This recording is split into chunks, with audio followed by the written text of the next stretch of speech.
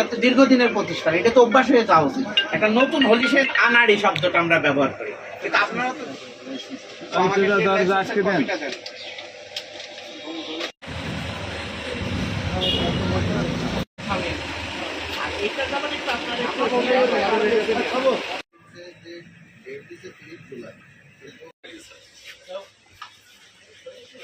যে আমরা মেহেরপুর আর্মি ক্যাম্পের থেকে একটা তথ্য পাই এবং বাংলাদেশ সেনাবাহিনী এবং ভোক্তাধিকার সংরক্ষণ অধিদপ্তর আমরা যৌথভাবে এখানে একটা বেকারিতে আমরা আজকে অভিযান করি।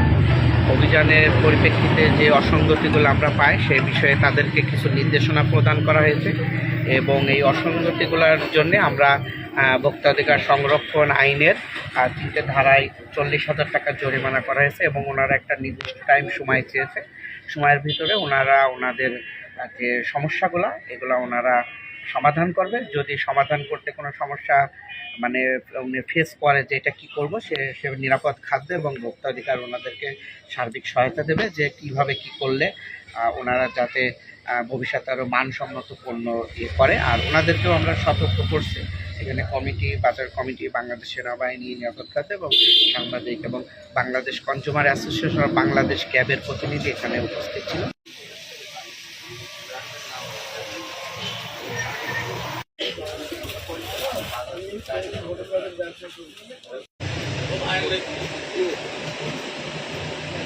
সিল দেখে মানে করা যায়, মানে বোঝা যায় যে আপনি দিচ্ছেন মেয়াদ উত্তীর্ণ আর এটা হলো উৎপাদন তারিখ বাদে, এটা যেমন একটা ক্রাইম। দ্বিতীয়ত আপনি যে চেরি বলে যেটা কেকে দিচ্ছেন, এটা মেহেরপুরে বা আমরা এখানে যতগুলো ফলের দোকান আছে সবাইকে বলা হয়েছে যে চেরি ফলটা বিক্রি করবেন। ওই যে একজন মনে হয় আনছে, ওই যে বড় বাজারে যে হ্যাঁ ও নিয়ে আসছে চেরি। আমরা কয়েকদিন আগে, গত 2-3 মাস আগে সবাইকে আমরা জানাইও দিয়েছি, রেডও দিয়েছি। 2-1জনকে পাইছি মানা করে দিচ্ছি, বলেছে এটা সম্পূর্ণ সরাই ফেলেন। আর করমচা বলে বিক্রি করেন, বাট চেরি বলে বিক্রি করেন।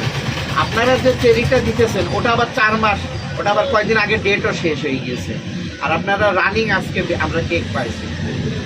আর পরিবেশের বিষয়টা হলো রং 2টা পাইছি, ওই যে আপনার বাকি রঙগুলাতে আপনারা দেখছেন যে ডেট মেট সব কিছু আছে এবং ওটা কোন কোম্পানি প্রতিষ্ঠানের আছে। আর আপনি যেটা দিচ্ছেন জাস্ট মোশাররফ, এই মোশাররফে সারা বাংলাদেশে আমরা কোথায় খুঁজে পাবো?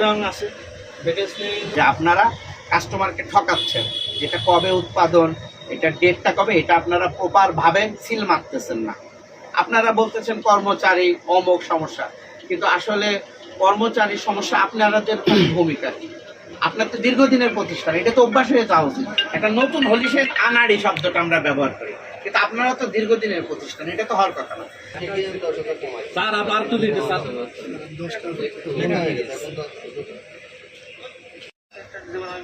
মোস্তফা ট্রেডার্স থেকে আমি 600,000 টাকা দিয়ে 5 লিটার ফ্লেভার কিনবেন, বেকালসেরই তো 5 লিটারের দাম 600 টাকা।